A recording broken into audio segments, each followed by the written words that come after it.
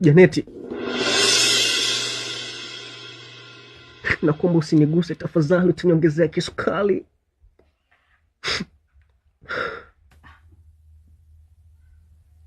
Sasa babe, mimi sielewi kwa nini unalia. Nimekuja tu hapa, umeangalia upande mwingine, uniongeleshi. Cha ajabu unalia, hujaniambia nini shida. Sikumbuki hata mara mwisho kama mimi nawe tumegombana, labda kama kuna ugomvi, hapana. Lakini nimekuja na kukuta unalia hapa. Ndio maana nakuuliza nini shida mpenzi wangu. Ni hivyo tu. Hivi kwa nini hutaki kuelewa hisia zangu? Hivi kwa nini unapenda kuumiza moyo wangu Janeti? Au kwa sababu na drip kwa sababu yako? Au kwa sababu nang'aa huko mtaani watu wanashubukia kwa sababu yako ndio maana unaamua kuninyanyasa lasiboni wa watu? Yaani sasa hivi umekuwa mgumu wa kunipa pesa. Umekuwa mgumu wa kununulia kodi. Hapo juzi tu umenikimbia pale, watu wamenifanyia vurugu kwenye chips.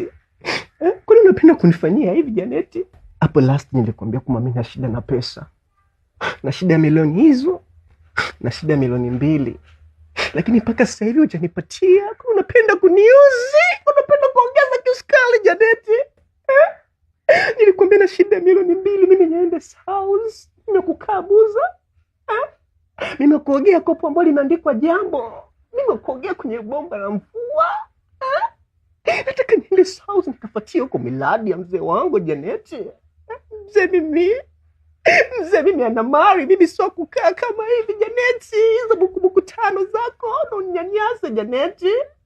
Unaniuzi. Baby, yani umenitisha nikajua labda ni kitu kikubwa ambacho yani mpaka nikatetemeka uliponiambia na nikakuta unalia. Kumbe shilingi milioni 2 baby.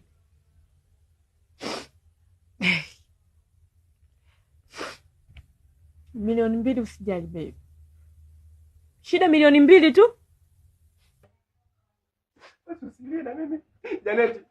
Janeti.